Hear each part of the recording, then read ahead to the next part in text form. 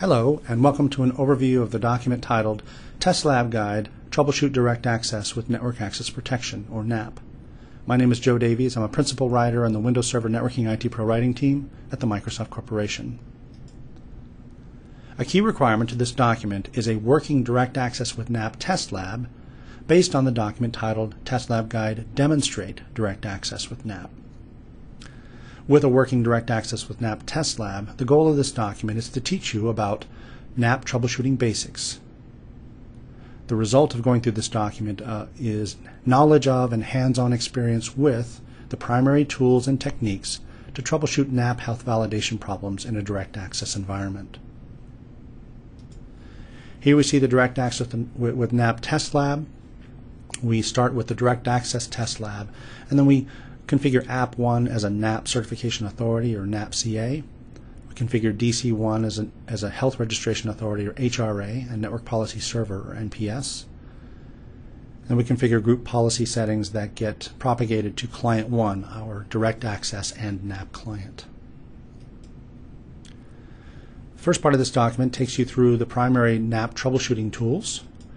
The NAP status tool, or napstat.exe, allows you to bring up the network access protection dialog box showing the current state of the NAP client. There are also a series of netshell commands. The netshell NAP client show state shows the overall status of the NAP client at the command line, including its restricted state. It's essentially its compliant state. If it's in a restricted state, it's non-compliant with system health requirements. The set of enforcement clients that are installed and or enabled, and the series of system health agents that are installed. The netshell NAP client show group policy command shows the enforcement clients and their configuration, and more importantly for DirectAccess with NAP, shows the list of URLs for the HRAs that the network access protection client has been configured.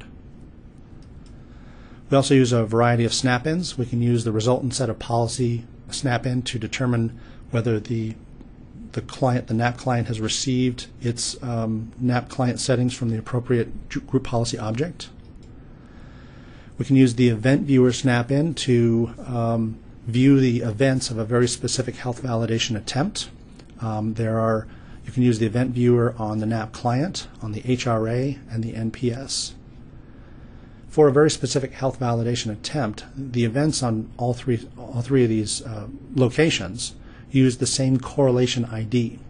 So you can start with the NAP client, find the correlation ID of its event, and then find the corresponding event on the HRA and NPS.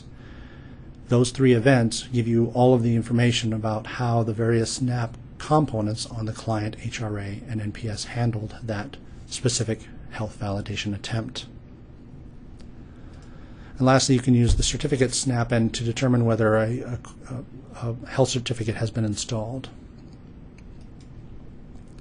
The next part of the document has you go through 3 NAP health validation troubleshooting scenarios. The first scenario is when Client 1 is connected to the Internet subnet, it cannot access intranet resources. Specifically, it can't view the list of file shares on App1, the application server.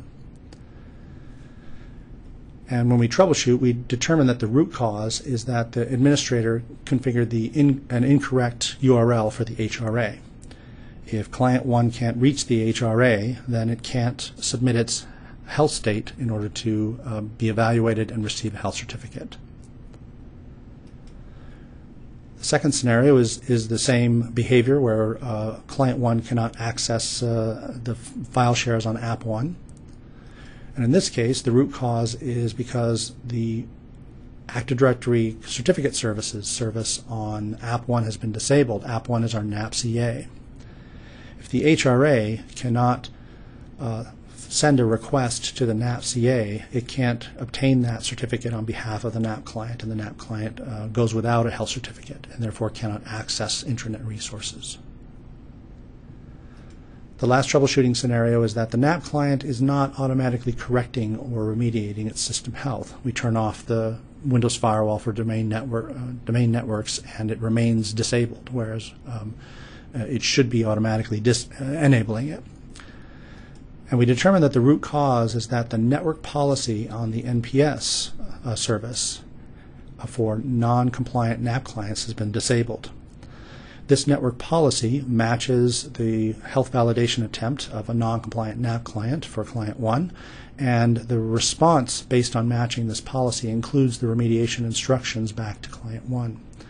Because this policy is disabled, the incoming health validation request doesn't match any network policies on DC1, and therefore the validation attempt is denied, but there are no associated remediation instructions. For additional information about troubleshooting techniques and tools for NAP, see the document titled NAP Troubleshooting Guide. For information about the design and configuration of DirectAccess with NAP for your pilot or production deployment, search on DirectAccess with NAP to see the DirectAccess with NAP solution content on TechNet. For a copy of this document, search for Test Lab Guide Troubleshoot DirectAccess with NAP or go to the URL indicated here. For more information about DirectAccess, go to microsoft.com/DirectAccess. For more information about NAP, go to microsoft.com/NAP. This is Joe Davies. Thank you for your time and attention.